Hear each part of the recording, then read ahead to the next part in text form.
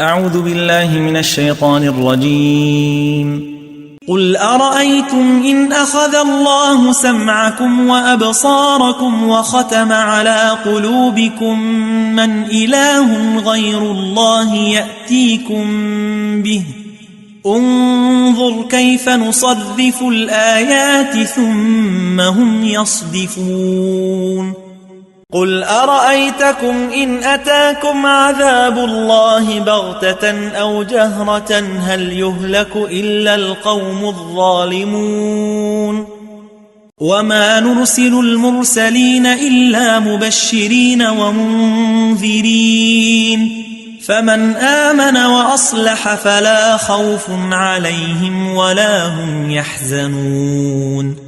والذين كذبوا بآياتنا يمسهم العذاب بما كانوا يفسقون.